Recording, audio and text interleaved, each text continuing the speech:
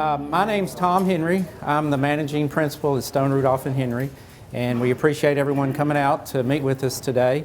Going to hopefully give you some new information on Social Security planning. Most of this is designed for people that have not yet started drawing benefits, although it can apply to people that have. But the basic approach would be similar if you've already started drawing, to just point out that there are options out there. So, and that's what the purpose of today's presentation is, and then also to introduce you to a new service we have in analyzing your options along those lines. So let's do a show of hands. How many people in here, when they first started paying into the Social Security system, thought they would never see a penny back? Yeah, I'd have to say I was in that category myself. And I think you can all breathe a big sigh of relief, because I think we're close enough now, based on the mailing list demographics, that you've made it, or you're real close to having made it. So, but one of the things that I think people don't realize is how valuable a benefit that is. Does anyone know what most people say is their biggest fear in retirement as far as financial matters go? Running out of money. That's it. Outliving your money. Well, one nice thing about Social Security is it keeps paying to the day you die. You know, so that's something that most investments don't have anymore. And you know, in pension plan world, a true pension was designed to be for your lifetime. You don't see that much anymore. You know, those types of plans, you may be a beneficiary of one of those types of plans, but more and more that's not out there anymore. People don't do that because it's almost an unlimited risk, and as people are living longer, that cost is going higher and higher. And also, as a side note, the accounting standards make you put that on your balance sheet as something you owe people. And that kind of put a damper on things too. It made the financial statements not look so good. So that's what you don't see as much anymore, and that's what the big benefit is here. And what we need people to realize is that when we look at Social Security, you need to think of it in terms of an asset to you, you know, an investment that you have, and you've put a lot of money into it. The people that worked have put a lot of money into it. I remember when I became self-employed, it becomes much more apparent when the money's not deducted from your check, but you have to write a check to cover that in each quarter, that I thought if I could just take that money on my own and invest it on my own and not opt out of the Social Security system, I guarantee you, as a young person, I would have done that. But I'm not sure that would have been the best strategy, because it did make it this far. I wasn't convinced that it would. And it is a unique investment for most people in that it continues on as long as you live. So a lot of the decisions you make on the way you draw your Social Security will have implications for the rest of your lifetime. This is sort of a disclaimer. I don't work for the Social Security Administration, have any affiliation with them. They're 2 doors down if you want to talk to them. All the examples are hypothetical, and we're not here to sell any kind of security or insurance product. Here's some of the issues that we're dealing with when we're looking at retirement. So the first thing I wanted to point out is the long-term Treasury real rates. And what this reflects is the rate of return on treasuries. A lot of people refer to government investments as the risk-free rate of return. And you can see it's been dropping dramatically. But if you see that jagged line dropping dramatically left to right, you're seeing that the interest rates basically that's charged on treasuries has dropped significantly over time. And I think everyone knows that trying to earn money from a CD, for instance, it's very difficult to get any kind of rate of return. So the market for safety has changed, and by that what we mean is when you start drawing out of your investable assets, if they're in very secure investments, you're probably going to be eating into the principal very quickly unless you have a very high level of money set aside. So that makes the Social Security even more important in your retirement planning, because those other investments, I've seen a lot of stuff in the press recently where you could safely take 4% a year out. That was a rule of thumb. Well, that doesn't work anymore. The percentages have changed because as people get towards their retirement years, they tend to get in more conservative investments, and so the returns aren't as great, and you eat into that more quickly, which makes what we're talking about here even more important. So in the next part, here's a slide that kind of addresses whether we're running out of money or not. So we still have that issue. I mean, if you're drawing, you think, well, I've made it, but the potential is it still could run out. But what this projection shows, and what we're looking at is that blue line, is that under the way it's projected right now, that blue line is the solid blue line, is the retirement benefit funding of Social Security. And it takes into account when people work and put in new money, but that blue line that peaks at the highest point and moves out to around past 2030, that's the current prediction of how long we have with Social Security. So that may give you some comfort, but maybe not, in that it does run out in a little past 2030. The other two lines are, let's see, the blue line that is dashed, I believe, is the disability number. And then the one that's red that says HI, that's actually Medicare. So I think you've probably heard Medicare is in the worst shape of all of it as far as running out of money. So that's what it looks like now. That doesn't mean that's the way it's always going to look, because something's probably going to have to give. Here are the likely scenarios if you're concerned about Social Security running out, first of all, that could come into play. And the first one is the earnings cap, which is $118,500. That's the maximum on a W-2 that you withhold Social Security. Remember, maybe you don't, but 1993 they made the Medicare wages pretty much unlimited, but the Social Security cap is still there. That's what's paid in on. If they remove the cap, which would be one option, or raised it significantly, but let's just say they remove that cap, then Social Security would be solvent. You wouldn't have any issues. That's one option the government would have with Social Security.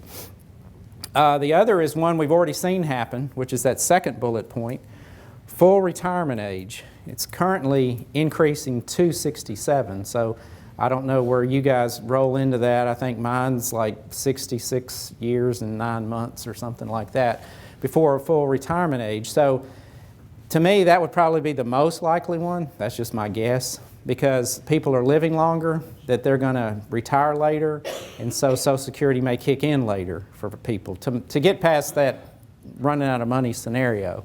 The other is that payroll taxes, you see on the third bullet, payroll tax currently is at 12.4%. Now, that doesn't include Medicare, that's the Social Security. 6.2% comes out of your check if you're an employee, and then the other 6.2 is matched by the employer. If you're self-employed, you get the privilege of paying both parts of that. So, but that's what it is currently. They could raise that. That's another one. And they need to raise it by 2.83% is what the estimates are to get you to where you don't run out of money in the Social Security system. So those are some of the options in getting there.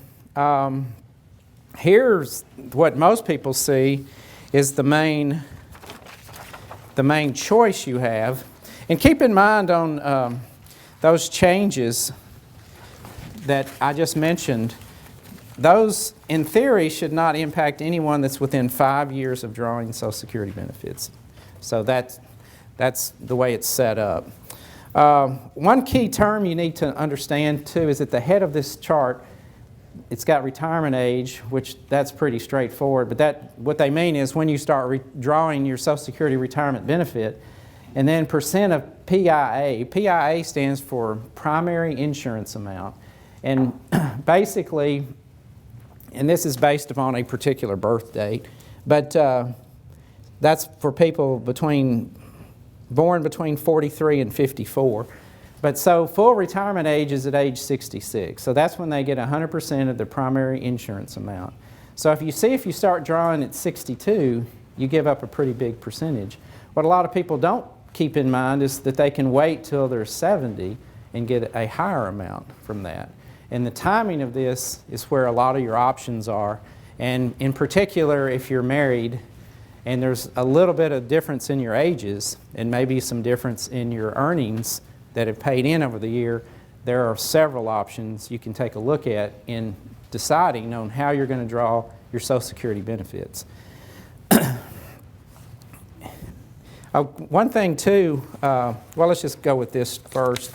The comparison here is giving you two extremes, and the first one is a recommended strategy based upon an analysis of your earnings and a whole lot of other information that we'll get into in a few minutes. That's the optimum present value of an example person's Social Security benefit. So it would be equivalent to having $1 million invested at the time this person implemented or in today's dollars for the person implementing the recommended strategy. Both at 62 recommendation, that's just showing you the earliest strategy. So this is what we're here to discuss, the difference in how you can structure it or if you just drew early. Some people just decide to draw early based on whether or not they're going to make over a certain amount and have to repay benefits, those types of things. But there's a lot more to it than that, and that's what we're discussing today. So I want to point out that, you know, that's a pretty big difference. That's about roughly a little under $200,000 in difference in investable money when you think of it that way. And I don't think anyone tends to look at it this way, that, you know, this is basically the amount of money it would take to replace a Social Security benefit for this hypothetical couple, which we'll talk about in a minute. But these numbers aren't crazy out of line. I mean, I've done a few of these for various people when we first started up, and then we've done some through this last tax season, and the amount of money you have if you were to have to go purchase something like this on the open market in the Social Security system can be very large amounts of money that you're dealing with. So it's very important to decide correctly on how to take advantage of what you've worked your lifetime paying into. So this is based upon a married couple with a 3-year age gap, living to 85 and 90. It matters, you know, which one does what. And the three things that play into this are the basic retirement benefit, the spousal benefit, which a lot of people don't think of. We'll touch on that in a moment. And the survivor benefit, which is one a lot of people really don't think about.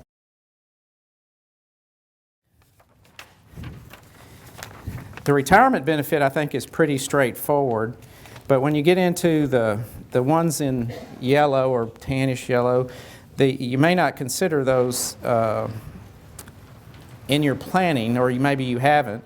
If you're married or divorced, you may be able to access a spousal benefit. And that spousal benefit can be up to half of your spouse's or your ex-spouse's full benefit. And so that's an option that you have that's somewhat independent of your own. And then on the survivor benefit, it's upon the first death of a couple, you may be able to access a survivor benefit, which is generally the higher of your benefit or the person that passed away. So thinking in terms of just the demographics of our country that you and I live in, is that most of the time the lady may not have worked as much as the gentleman. The gentleman's probably older, and the lady's going to outlive him.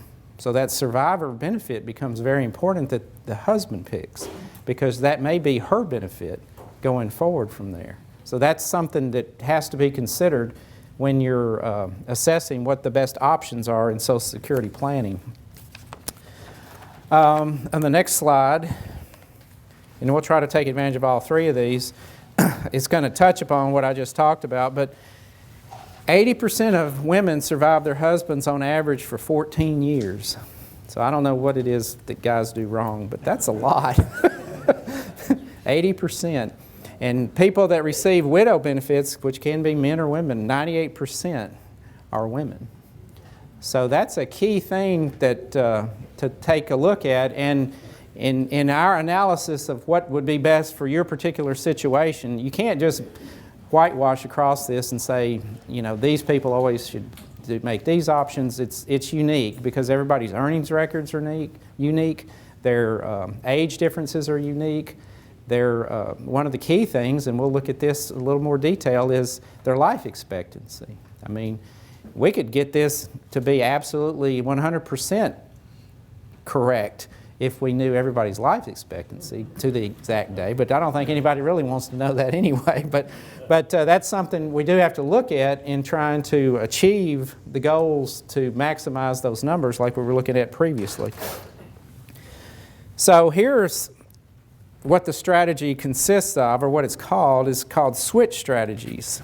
So there's options that married couples have. Now, when we talk about this, most of the variation, or most of the decisions that need to be made affect primarily people that are married couples, have been divorced but were married over 10 years and have not remarried, or are widowed. Now, there are some options for single people, but they're not nearly as big a deal. They're mainly going to hinge on longevity as to those decisions, but there's a lot of options for people in the other categories. As a matter of fact, I've done several different variations of this, but I did do a lady who had been divorced, had started drawing Social Security at an early age, never done any kind of analysis of it, and I said, well, why don't we take a look at it? And she had to go to the Social Security office to get her ex-husband's earnings record. Believe it or not, you can do that because that's how you can draw against your ex-husband if you have not remarried and were married over 10 years. So upon doing her analysis, we could say, and these numbers are just way too low, what they had provided her as her benefit. And as it turned out, they had not even, I guess, mentioned to her that she could draw on her ex-husband's benefit. So they had to go back and back pay her after we took a look at it. And, you know, it was kind of difficult to figure out exactly what was going on initially, but that's what it turned out to be. And that my understanding is they're supposed to ask that question, you know, and give you that benefit. But she definitely, otherwise they wouldn't have back paid her, you know, they wouldn't have gone back and caught her up. So, I mean, everybody makes mistakes, but that one was several thousands of dollars catch up and then a few hundred a month from that point forward. So, and then they weren't real nice to her when she went over there either. I remember her saying, I'm not going back over there. So, but they did give her that money. So it's kind of interesting. Yes, ma'am. Is this the ex-husband was deceased, or is he still alive? He's still alive. He's still alive. Yeah. And they can still draw. Yeah, if they were married 10 years and she had not remarried, which was her situation, yeah. Here are some of the options. You can claim your own benefit and then add spousal. You can claim your spousal, then switch to your own. Divorced people have the same options, but the ex's actions are irrelevant. It doesn't matter what the ex does, and that's that situation I was describing. They're still entitled to that. And you can kind of see the point of that, especially the way the more traditional family approach has been. If the husband was gone and kind of left her stranded, that she was entitled to some of that. So I think that's the logic. Who knows if there's any logic to some of this, but you need to, you know, take a good hard look at what your options are just so you can know. Now, survivors, which I did have one of these, although he hadn't started drawing yet. He was a widower, but you can claim the widow's benefit, then retirement, or claim retirement, and then the widow benefit. So there are options with that. A lot of options. Probably most of you are looking at the married couple options at the top is what's available to you. So, everybody confused? Yeah. All right. That's why we have software that will help with this, but you may need special filing, which is a voluntary suspension and a restricted application. In order to preserve an option to switch later, you'd have to file a restricted application. Now, you don't have to know the details of this or any of that. You can also file your benefit claim and then suspend it voluntarily, not actually take it, which frees it up for the spouse to draw against it. But what we had been working on Social Security planning issues for quite a number of years in that we got a lot of questions. I mean, as CPAs, this isn't an area that we traditionally have really dug into because it's a whole nother, I mean, if the tax law is pretty complicated and this is a whole nother layer of complication. So a while back we started looking because we were getting a lot of questions. I think we have a lot of baby boomer clients that were looking for people to help them with this. So we started surveying the marketplace to see what was out there. And we came across a great resource, and it's a piece of software called Social Security Timing. And the software is really great in its analysis, and we subscribe to it now, but the real huge benefit is picking up the phone, and these are the most responsive people I've ever dealt with, and asking these people that have done this for years questions. That's how we found out she wasn't getting her ex-husband's benefit. They started asking certain questions, and they said, no, there's no way, because this is based upon just her earnings record. They're not giving her the benefit of his. And so whenever some anomaly pops up, we've been able to get those questions answered. And it's been really beneficial to our clients. I mean, usually more than $100,000, but generally $50,000 to $100,000 in the analysis we were looking at before, in the difference, depending on the options. And the nice thing about the approach is, and you'll see some of this in a minute, is that once the analysis is done, it comes up with, okay, on this date, the husband needs to go to the Social Security office, file his benefit, suspend it, the wife starts drawing. I mean, it gets into that level of detail. Here's what you need to do. And we're going to look at some of what the software generates here in a moment. So in the example here, I said it was almost $200,000, but it's a $194,000 difference. And down at the bottom, I don't know if it printed on yours, but it's up on the screen. Yeah, it's very small print. But it says it's based upon that software. The male was born in 51 and female born in 54, and he gives all these numbers and rates. That's just kind of a disclosure of how they came up with the computation.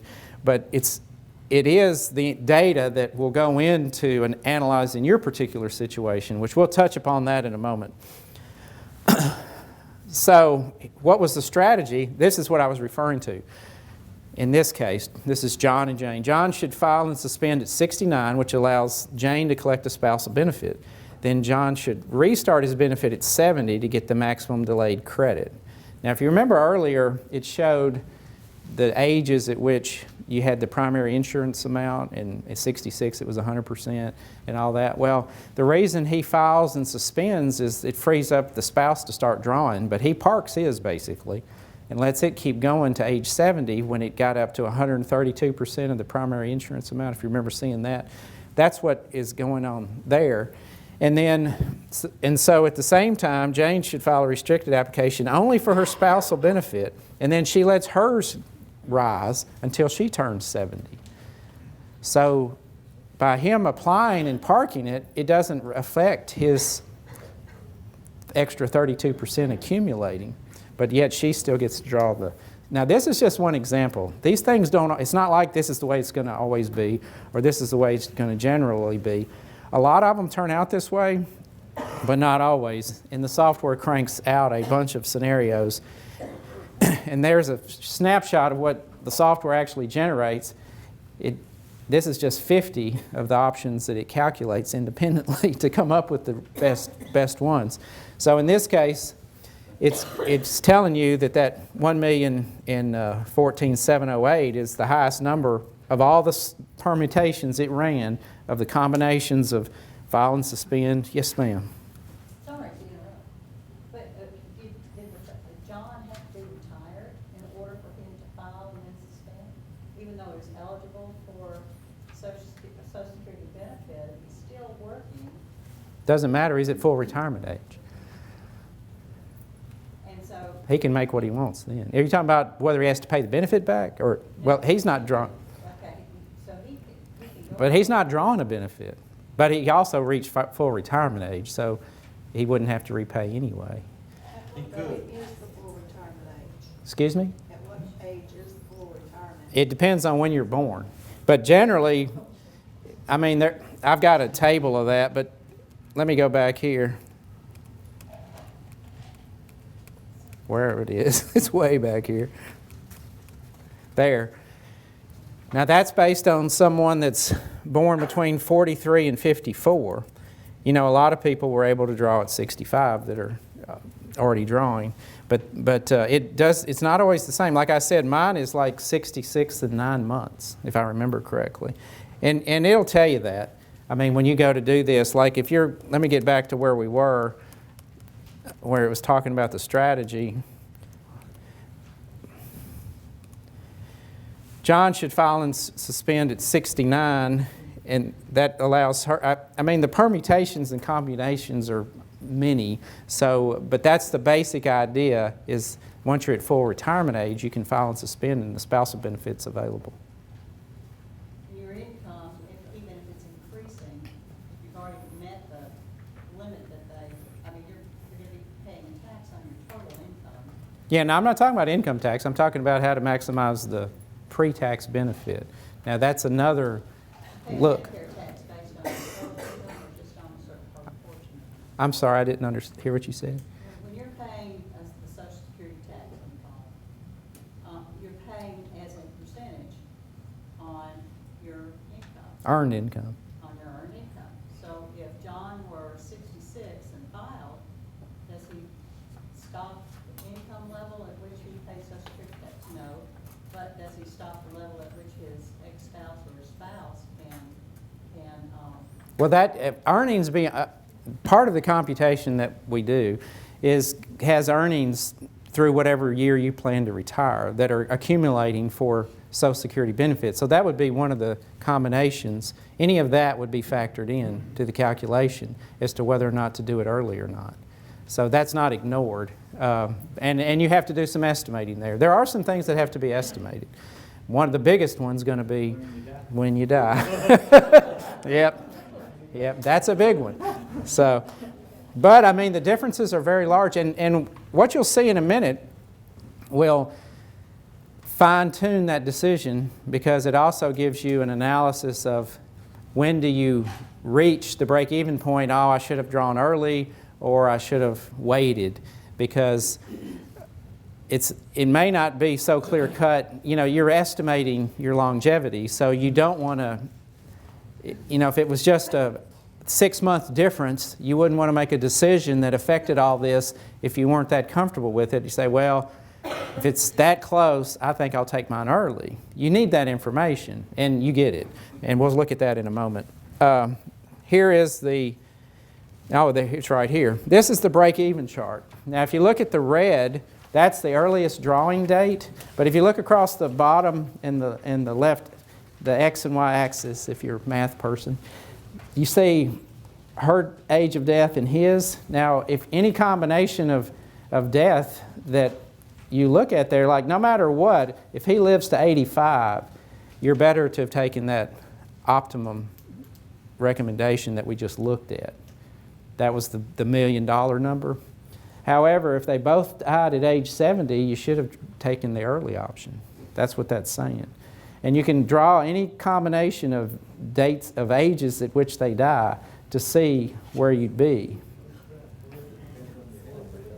So you have to kind of run your fingers together and come up with one. But there's in any situation where she dies at 85 or older, or either one of them died 85 or older, you'd been better off to do the file and suspend strategy. That's what this chart's showing you.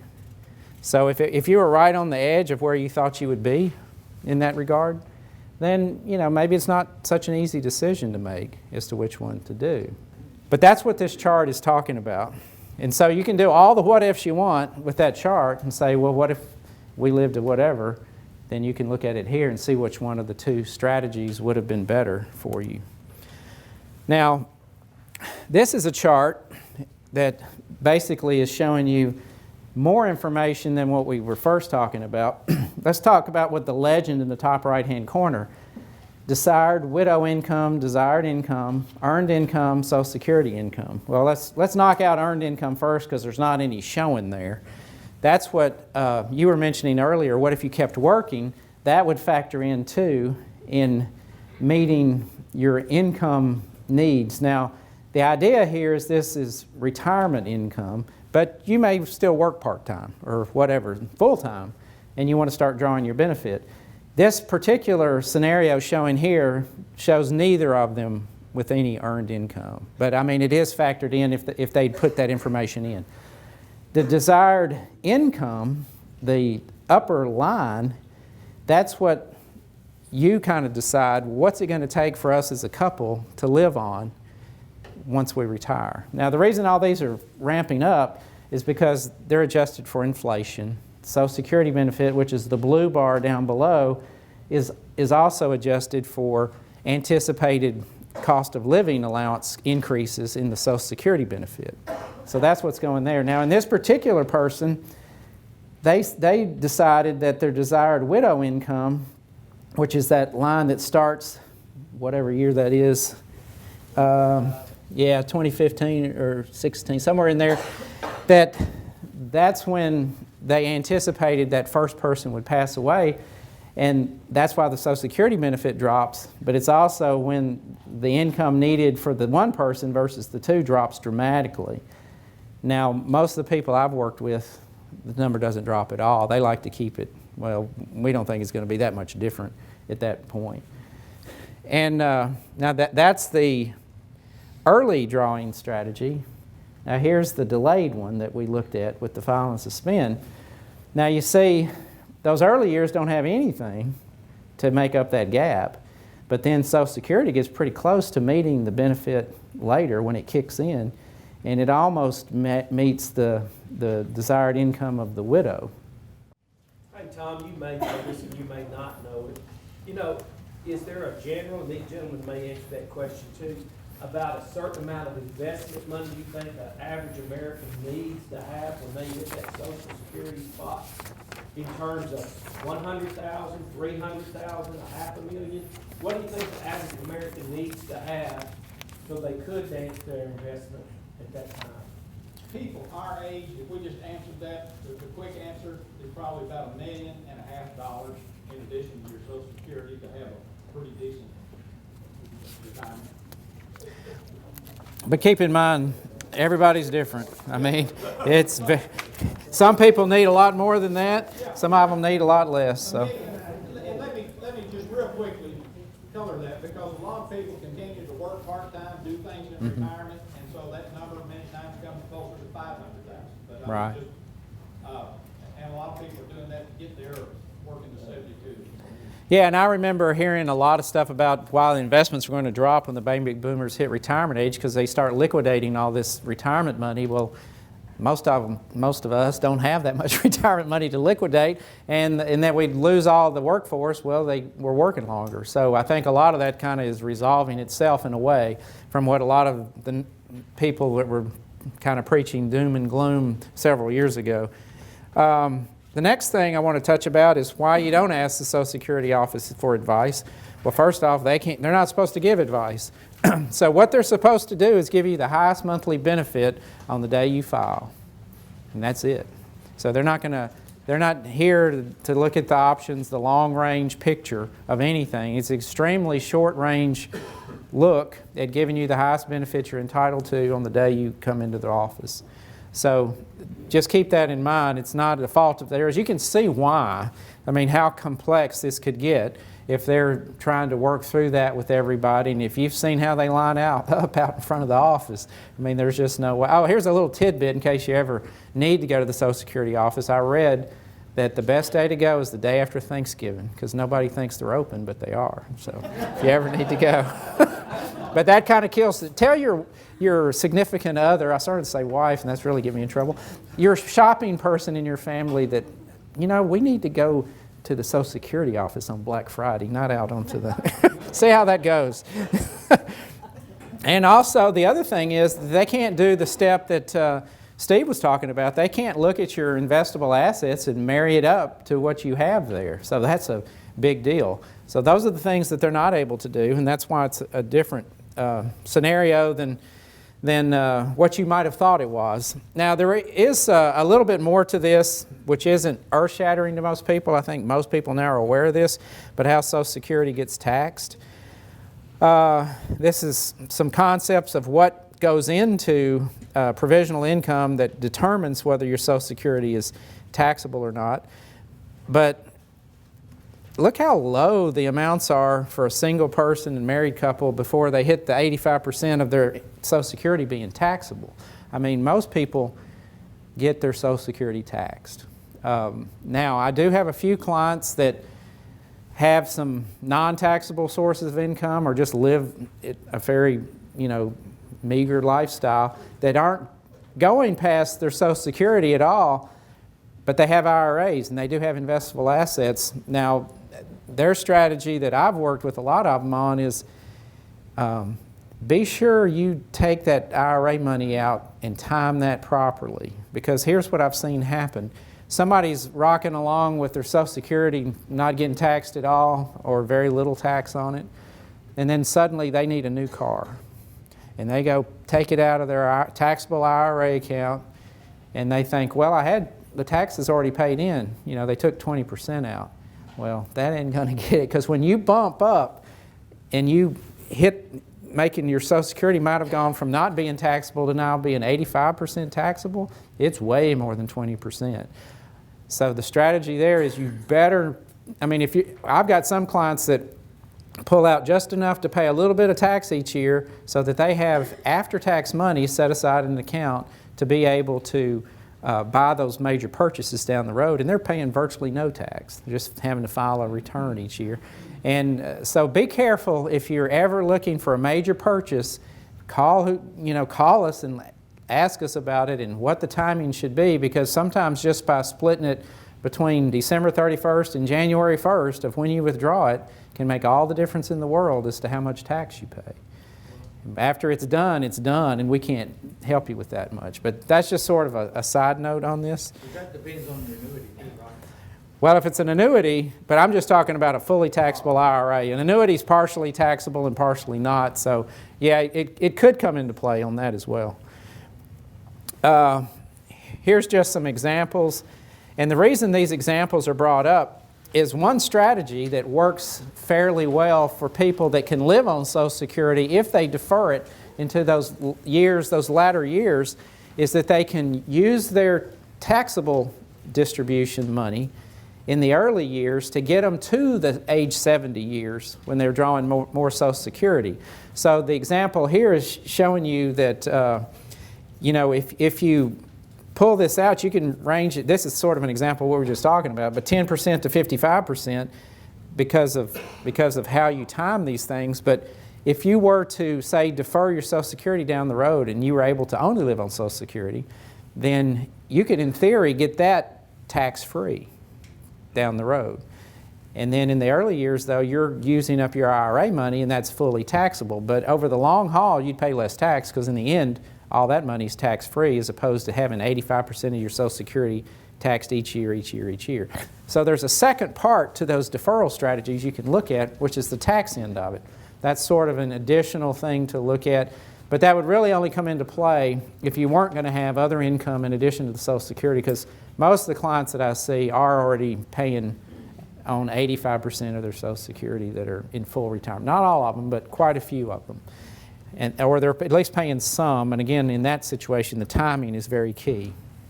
So I wanted to touch base on what we can help you with, and it's the number one thing I want to talk about is that Social Security analysis. That's what we can help you do. We can run those reports. The report's a little more involved than what you've seen here, a little bit more information, but it's going to have the chart showing when each person dies. It's going to have the income that will be generated under each scenario. It's going to show the gap that you have for retirement. It's not going to tell you how to fill in the gap. That's where these guys come from. And it's extremely helpful because the final thing it gives you is at this age, you make this election, and then the spouse does this other election, and that's how you get to this maximum benefit. So that's the new service that we're offering, is I can run scenarios, but I can't put a flat fee on it because it gets more complicated. If someone's already drawing, I can put in one person drawing, and it'll give you the answer that you had there, but it's more like what you should have done. But then I can take it one step further and see what your options are at this point in time. We had one like that. Henry and I worked on one where they'd already started drawing, and we could tell they shouldn't have. I mean, it was a big difference. And I don't remember the exact number. Something like it was $80,000 that if they would have done it before they started drawing, but the option they had remaining would have still gained them $50,000. So it wasn't that that it was no benefit to make a change in strategy. It was just that it could have been better. And it takes a little bit more work to get those things worked out because every scenario is different in that regard. It's easiest, and the present, the flat fee one is based on, just doing a earliest and optimal and seeing what the differences are, because there's all kinds of other what ifs you can throw in there. And there's cash flow reasons. I mean, sometimes, yeah, it'd be great if I could wait that long, but I can't. So what if I did it on this date instead? What would that look like? We can run those too. I'm giving you the vanilla version of what can be done. Yes, ma'am. So can you do that for if you take early retirement, like 62? Could you take your strategy, could you do that strategy thing then? Yes. At the later stage for your spouse or? Yes. Yep. That can be done. How does that work about the husband suspends his benefits for his wife's benefits, Mm-hmm. and then he can get his benefits at age 70? How does that work? He doesn't actually draw anything. He files and suspends, so he gets no money, but by doing that, he allows the wife to get the spousal benefit. So then she can pick up her full retirement benefit later. So it's almost like free money, I mean, in effect. Essentially, for people that haven't already started Mm-hmm. with the program,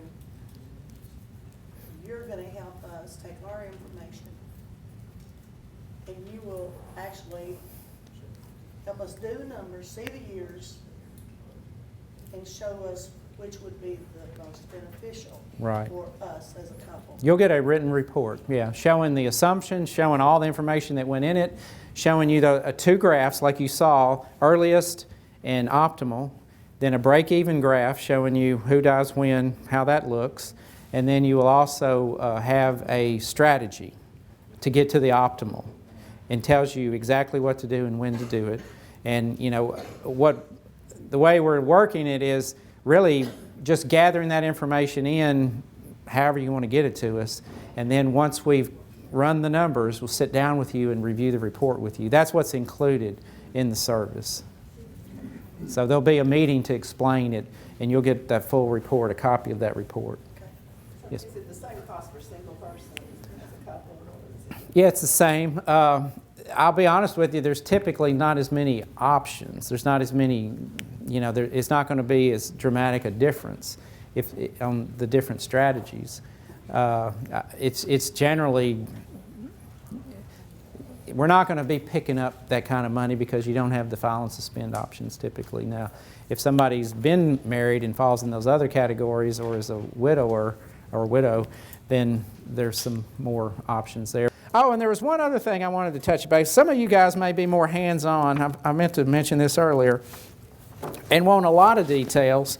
There is a book that is written by the author of the software called Social Security Essentials.